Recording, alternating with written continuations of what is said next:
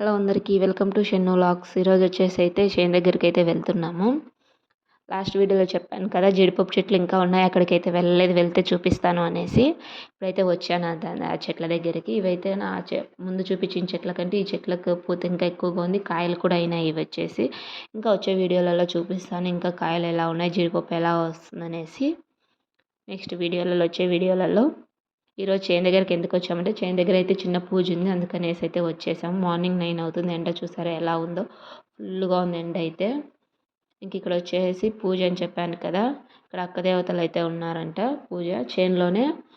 అక్కడ వచ్చేసి కదిరి పున్నానికి ఉగాదికి మధ్యలో అయితే ఇది పండగ చేస్తారంట, పచ్చి పెట్టడం అంటారంట. దీన్ని ఇక్కడైతే కోళ్ళు కోసుకొని పోవడానికి అయితే వచ్చేసాము. ఇంక ఇక్కడ వచ్చేసి ఇదంతా క్లీన్ అయితే చేయాలి. సంవత్సరానికి ఒకసారే చేస్తారంట. ఆ వీక్లో చేయకపోతే మళ్ళీ 1 ఇయర్ వరకు చేయకూడదంట. ఇప్పుడు ఇలా ఉంది కదా, ఇదంతా ఫుల్ అయితే క్లీన్ చేయాలి. క్లీన్ చేసేసి అయితే పందిరి అయితే వేయాలంట. ఇక్కడైతే క్లీన్ చేస్తూ ఉన్నారు. ఇంకా క్లీన్ చేసే కొద్దిగా అయితే టైం అయితే పడుతుంది. 1 ఇయర్ అయిపోయింది కదా క్లీన్ చేసి, అందుకైతే అలా ఉంది. ఇప్పుడైతే ఇంకా మా అత్త వాళ్ళంతా ఇదైతే క్లీన్ అయితే చేస్తున్నారు. క్లీన్ చేసేసి అలికేసి ముగ్గులు పెట్టాలంట పేడతలకి. అలాగే పందిరి కూడా వేయాలంట, వేస్తూ ఉన్నారు. ఇంకెండ ఎక్కువగా ఉంది కదా, నేనైతే చెట్టు కిందకైతే వచ్చాను షెన్నునైతే ఎత్తుకునేసి. ఎండ చాలా ఎక్కువగా ఉంది కదా, అందుకనేసి ఎండకు తను ఏడుస్తూ ఉంది షెన్ను. చూసారు ఎలా ఉందో. ఇంకా నేనైతే దూరం నుంచి అయితే వీడియో అయితే తీశాను, దగ్గరికి అయితే వెళ్ళలేదు, అది ఎండ ఎక్కువ ఉందనేసి. ఇంక వాళ్ళైతే ఇంకా రెడీ చేస్తూ ఉన్నారు. ఇంక ఇక్కడ అదంతా రెడీ చేసేసి పూజ అయితే చేసేసారు. ఇంకా అక్కడ పూజ చేసేసిన తర్వాత కొన్ని కోసేటప్పుడు ఉండకూడదంట, అందుకనేసి పూజ అయితే చేసేసుకొని అయితే నేను షెన్ను అయితే వచ్చేసాము చెట్టు కిందికి. మార్నింగ్ 10:30 అలా అయిపోయింది పూజ అయిపోయేసరికి. ఇలా దండం పెట్టేసుకొని అయితే వెళ్ళిపోయాము నేను షెన్ను.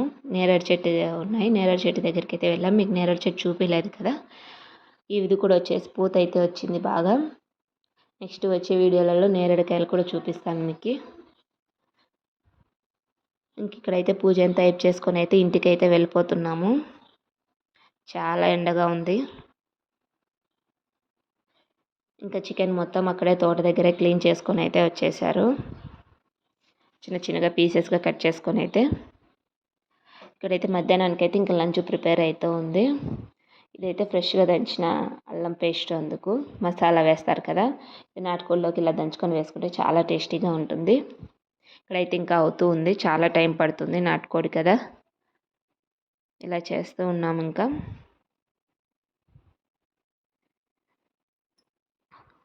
మరో సైడ్ అయితే కుక్కర్లో కూడా పెట్టేశాము.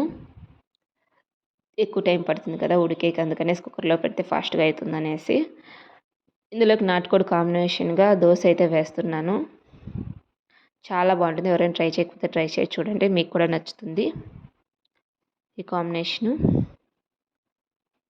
ఈ వీడియో మీకు నచ్చిందని అనుకుంటున్నాను. నచ్చితే లైక్ చేయండి, షేర్ చేయండి, కామెంట్ చేయండి. ఇప్పటివరకు నా ఛానల్ సబ్స్క్రైబ్ చేసుకోకపోతే సబ్స్క్రైబ్ చేసుకోండి. Thanks for watching.